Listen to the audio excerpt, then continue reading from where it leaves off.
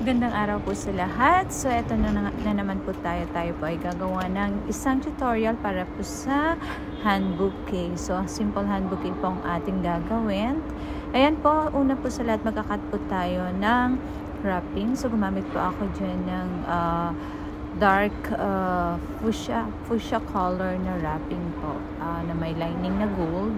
So, ayan po ang ginamit natin. Para siyang reddish color, red fuchsia color po ng ating ginamit na wrapping. So, ayan pa, nagkat po tayong dalawang maliit para po sa lining, para sa bandang ibaba po ng bouquet.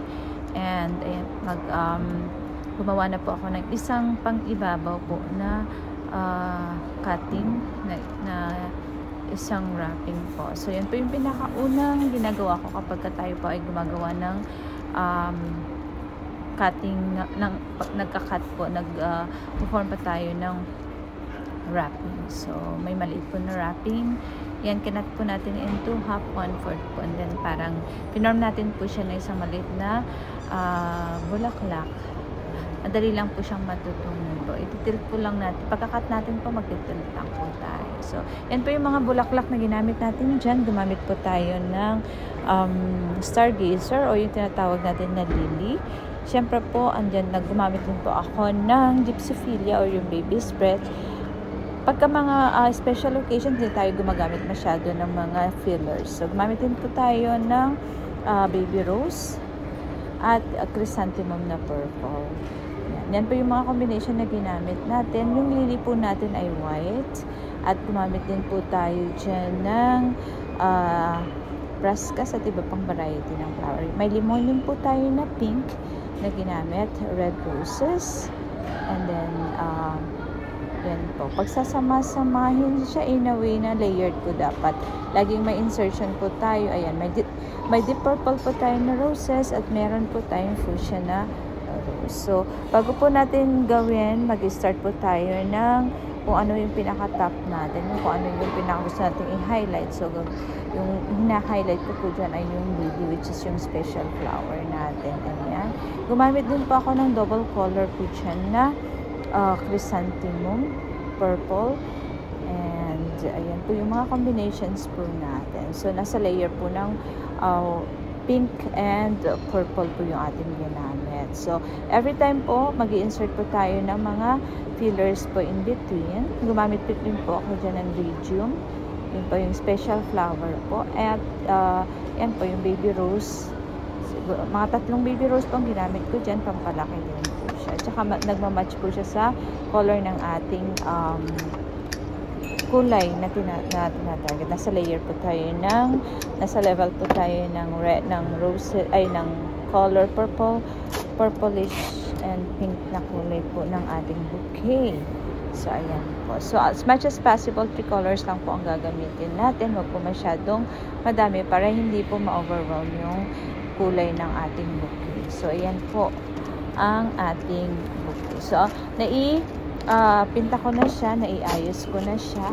Next po dyan ay maglalagay na po tayo ng ating bouquet, ay ng ating wrapping. So, ayun po, nakita niyo po yung paglalagay ko ng wrapping nasa ibabaw po. Medyo cascaded po yung ginawa natin.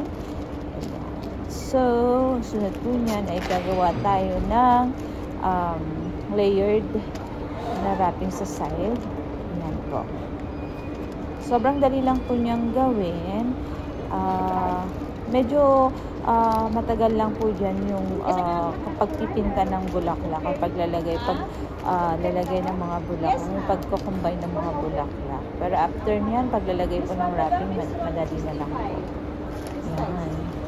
So, yung ginagawa ko po dyan, may mga interruptions tayo, may mga customer na dumating, pero bottom line, naging okay naman lahat. Ganun lang po kadali yung paggawa po ng ating bouquet. So, ayan, yung customer po nagtatanong dyan ng bulaklak kung magkano yung price natin. Meron na po tayong mga ready-made na bulaklak. Ito pong bulaklak na napili niya na nasa display po ay nagkakalaga ng 165. Ayan po. Ayan po, nirap ko po siya ng green na wrapping yan po. Na may lining na gold. So, kadalasan gumagamit po tayo ng may lining para na-emphasize po yung kulay ng ating wrapping. Maganda rin po yung may mga lining para at least kahit pa paano nagiging mas malaki tignan yung ating bulaklak kasi may mga lining yung ating ginagamit na wrapping. Yung iba po na bare lang po, walang lining. May mga customer din po na mahilig po sa ganon. So gusto nila simple lang po yung pagkakarap ng kanilang bouquet. So ayan po, at benta po natin yan ng 165 dirham po sa ating isang lokal na customer. So ayan. Siyempre po, titigil muna natin ang ating paggawa kasi kailangan natin i-assist yung ating client dyan. At ayun na nga po, nangingi din po siya dyan ng card para masusulatan. And ayan, mabilis lang po ang ating transaction kapag may ready-made po tayo. Hindi na kailangan gumawa at hindi na kailangan matagalan pang mag-antay ang ating customer. So ayan na nga po, at minadali na natin ibigay sa kanya yung kanyang bouquet. So ayan. And then, ayan, itutuloy na rin po natin ang ating paggawa ng bouquet. So, naggawa po ulit ako dyan nagdagdag po tayo dyan ng layered po na ating wrapping. So, kung napapansin yung paano po siya ginawa, kahit po sa bandang likuran, maganda po yung design. Kasi po, kailangan lahat ng angle maganda po ang pagkakagawa. Ayan. Marami pa po tayong design na ibabahagi sa inyo, guys. Eto, ginawa ko yung ganyang layered na wrapping dahil para po malaking tignan po ang ating bouquet. Kung gusto po natin palaki ng ating bouquet, gawin po natin yung two-layered wrapping na tinatawag natin. So, ayan guys. Parang nagkakaroon siya ng ruffles sa gilid. Pag tinignan niyo po yung top view ng ating bouquet, nagkakaroon po siya ng ruffle. Maganda po siyang tignan, tsaka malaking tignan yung ating bouquet. So, ayan. Simpleng-simple lang po siyang gawin, guys. Madali lang po siyang matutunan. And yet, kung mapapansin nyo, compact po yung pagkakalagay ng ating bulaklak. So, ito na po yung ating lining sa bandang ibaba. So, naglalagay lang po ako kadalasan ng isang lining dyan. Yung parang tinilt ko na 1/4 ng ating wrapping. Sa ganun, magkaroon po siya ng shape sa bandang ibaba. Ayan. Pagkatapos po niya, naglagay na po tayo ng last layer. Yan po yung pinaka-cover na ng ating wrapping. Ayan. So, after nyan, ilalagyan na natin siya ng ribbon. Sa ribbon naman po, madali lang yung pang paglalagay ng ating ribbon. Ayan po. So, tilted ribbon po yung nilagay din natin. At maganda rin po ang kakalabasan pagka gano'n ang ginamit natin. Usually, yung iba nagre-request lang po sila ng single ribbon, like yung fionca kung tawagin natin, para siyang laso lang. Okay. Pero madalas mga customer natin gusto nila nung ruffles, yung ganyan, ruffle na ribbon, yung marami po siyang nakatilt. So, ayan po. Ganun lang po kadali, guys. Sobrang dali lang po gawin itong ating hand bouquet. Kailangan lang po natin na mag-focus din sa ginagawa natin at nang sa ganun makita natin kung ano yung kalalabasan after natin mag-combine yung mga bulaklak.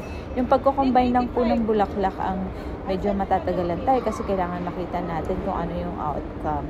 Huwag tayo maglalagay ng maraming kulay para hindi po siya overwhelming. Kung pang lalaki, blue, white, purple, okay na po yun. Pag pang babae, pink, purple, and white, mga ganun lang po. So, at least maximum of 3 colors lang po ang ating gagawin. Ano po? So, ganyan lang kadali gumawa ng mga bulaklak kung gusto po natin matutunan ang paggawa ng bulaklak. At mag-enjoy din po kayo guys sa paggawa. So, ayan. Tapos na po tayo dyan. Yan, pinipinta na lang po natin ang ating mga ribbons dun sa bulaklak. So, ayan na po. Tapos na po ang ating bulaklak. Yan po ang ating hand bouquet. At sana nagustuhan po ninyo ang ating hand bouquet tutorial. So, yan. Ganun lang po siya kadali, guys. At sana po may natutunan po kayo sa araw na ito. So, ayan. Huwag po natin kalimutan mag-spray ng flower perfume. Meron po tayong mga naka-customize na flower perfume na minsan nakadalasan galing po sa